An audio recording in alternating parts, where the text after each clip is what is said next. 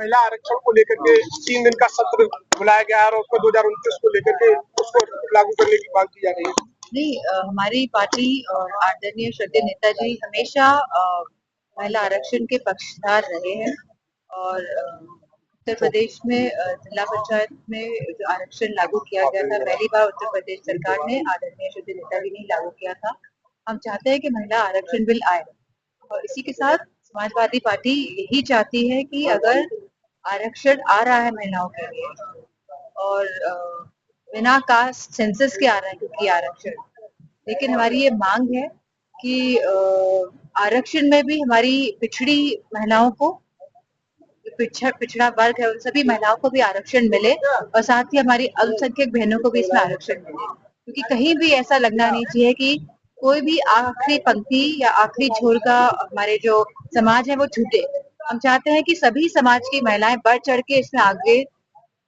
आए, जिससे कि उनका समाज भी मजबूत हो और सही मायने में आरक्षण महिलाओं को जो देने का जो प्रक्रिया है वो पूरी तरह से हम चाहते हैं फलित हो। जब बंगाल का चुनाव हो रहा है, ममता बनर्जी सीएम है वहाँ की और उन्होंने बड़ा आरोप लगाया बीजेपी चुनाव आयोग के सिर्फ मिलकर उनका सदस्यता रद्द करने की कोशिश कर रही थी। बड़ा आरोप लगातार इधर देखा गया है कि चुनाव आयोग पर आरोप लगाए जा रहे हैं, क्योंकि चुनाव आयोग खुद ही भारतीय जनता पार्टी और सरकार की छत्र छाया में, क्योंकि चुनाव आयोग को चुनने की जो प्रक्रिया है जहाँ पे लीडर ऑफ ऑपोजिशन प्लस एक हमारे चीफ जस्टिस ऑफ इंडिया होते हैं और प्लस हमारे प्रधानमंत्री होते हैं, तो इसमें जहाँ दो एक प्रधानमंत्री और एक मिनिस्टर कैबिनेट के हैं और थर्ड है लीडर ऑपोजिशन की राय ली जाती है। लेकिन अगर दो लोग अगर चुनाव आयोग को चूज कर रहे हैं और वो दोनों ही अगर भारतीय जनता पार्टी के लोग हैं, तो बताइए चुनाव आयोग का जो सिलेक्शन है वो कैसे हम मान ले कि सही ढंग से हो रहा है। ऊपर से जो छत्र छाया दी गई है, जहाँ पे ये विधेयक ला के ये बिल पास कराया गया है संसद में कि हम चुनाव आयोग पे कोई भी प्रश्न चिन्ह नहीं उठा सकते, कोई कार्रवाई नहीं हो सकती। क्यों नहीं हो सकती कार्रवाई? क्यों इस तरह का विधेयक लेके आए? तो ये अपने आप पर दर्शाता है कि भारतीय जनता पार्टी की जो नियत है इसमें खोट है और कहीं ना कहीं चुनाव आयोग के माध्यम से चुनाव की जो प्रक्रिया है जो पूरे देश में होनी चाहिए बिना किसी पक्षपात के सही ढंग से, उसमें कहीं ना कहीं क्षति पहुंचाने का लगातार कोशिश प्रयास कर रहे हैं। और क्योंकि अब उत्तर प्रदेश में जो ये पूरे उत्तर प्रदेश के लोग हैं इस बात से जागरूक है कि किस तरह चुनाव आयोग, किस तरह सरकार लगातार चाहती है कि लोग जिसको वोट करे उसकी सरकार ना बने और किसी और की सरकार बने, जिस तरह से भारतीय जनता पार्टी की सरकार बनी है अभी, जहाँ हमारे आसपास के न जाने कितने हमारे जो सांसद थे जो चुनने वाले थे उनको 2-2, 3-3 हजार वोट से हराया है। लेकिन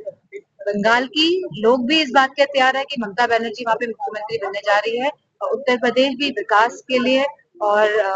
सभी समाज के हक, समान और अधिकार के लिए मैं समझती हूँ इस बार सत्ता परिवर्तन करने जा रहा है। अच्छा मैडम, एसआईआर के बाद चुनाव आयोग ने फाइनल लिस्ट, उत्तर प्रदेश का भी चुनाव होना है विधानसभा का, उसमें फाइनल लिस्ट आ चुका है, तो इस एसआईआर के बाद आप क्या समझते हैं कितना बड़े मात्रा में वोट काटे गए हैं? नहीं, काफी वोट काटे गए हैं, हर विधानसभाओं से वोट काटे गए हैं और जो देखने को मिल रहा है जो मजबूत विधानसभाएं हैं समाजवादी पार्टी की, वहाँ पे वोट प्रतिशत ज्यादा कटा है। तो इसको हम पूरी बूथ वाइज चेक करा रहे हैं, अगर इसमें कोई भी गड़बड़ी मिलेगी तो हम चुनाव आयोग या फिर सुप्रीम कोर्ट में जाएंगे। अच्छा एक आखिरी सवाल मैडम, युद्ध को लेकर शांति वार्ता का प्रयास किया गया था जो विफल हो गया है, क्या लगता है पाकिस्तान को इसको लेकर बहुत ज्यादा तारीफें मिली थी बटोरने को कि उन्होंने मध्यस्थता की थी, भारत की किरकिरी हुई थी, कैसे देखती हैं? तो तारीफ नहीं, आप लोगों ने नहीं कि सोशल मीडिया में लगातार पाकिस्तान की पहल का युद्ध विराम को लेके जो उन्होंने प्रयास किया, इधर भारत सरकार ने, ये तो सब जानते हैं कि कौन पहल करवा रहा है, कौन करवा रहा है पहल, किसके कहने पे पहल हो रही है, हम सब जानते हैं। बीजेपी कह रही है हमारी भारतीय जनता पार्टी जो सरकार में लोग बैठे हैं वो कुछ बोल ही नहीं पा रहे, वो तो मौन धारण कर लेते हैं। जब जब इश्यूज आते हैं, जब जब वो बड़ी घटनाएं होती है, चाहे मणिपुर की घटना हो, चाहे ईरान की घटना हो, चाहे वेनेजुला की घटना हो, चाहे देश में कोई बड़ी घटना होती है, तो हमारी जो भारतीय जनता पार्टी के लोग हैं ये तो मौन धारण कर लेते हैं। कोई भी समाज से जुड़े हुए कोई भी मामले हो, अगर बहुत ही गंभीर मामला होगा तो मैं समझती हूँ सबसे जो ऊपर टॉप ब्रास है भारतीय जनता पार्टी का वो मौन धारण कर लेता है। राष्ट्रीय अध्यक्ष ने फिर से बोला है कि ईवीएम को बैन करना चाहिए, ईवीएम से चुनाव नहीं होने चाहिए। लगातार ये बात कही जा रही है और राष्ट्रीय अध्यक्ष जी के माध्यम से कही जा रही है, जो उत्तर प्रदेश के मुख्यमंत्री रह चुके हैं, जो बहुत ही टेक्नोलॉजी को समझते हैं, जो पढ़े लिखे हैं। अगर ये बात कही जाए तो इसमें खास तौर पे जो भी ये कही जा रही है माननीय राष्ट्रीय अध्यक्ष द्वारा, तो उसपे मैं समझती हूँ कि बड़ी ही मजबूती के साथ बड़ा ही जो बात है ये सही कही जा रही है, उसमें पूरा बल है इस बात में। और अगर लोग अपने मत डालेंगे बटन ना दबा के बल्कि ठप्पा डाल के, तो मैं समझती हूँ कि ज्यादा सही रहेगा। बीजेपी कह रही है कि पश्चिम बंगाल बड़े में बड़े देशों में या जितने भी प्रगतिशील देश हैं आजकल कैसे वोट डाल रहे हैं, बैलेट पेपर से डाल रहे हैं। कोई भी मशीन से वोट डाल रहा हो तो बताइए, जर्मनी हो, अमेरिका हो, आसपास के हमारे देश हो, कोई भी नहीं डाल रहा है मशीन के द्वारा, मशीन के माध्यम से, क्योंकि आजकल टेक्नोलॉजी इतनी डेवलप हो गई है कि हम समझ ही नहीं पाएंगे टेक्नोलॉजी का प्रयोग किस तरह यह शासन प्रशासन और ये सत्ता के लोग कर रहे हैं। बीजेपी कह रही है पश्चिम बंगाल में परिवर्तन होने जा रहा है बहुत बड़ा। बंगाल के घोषणा पत्र में गृह मंत्री ने पश्चिम बंगाल से परिवर्तन पूरे देश का शुरू होने जा रहा है।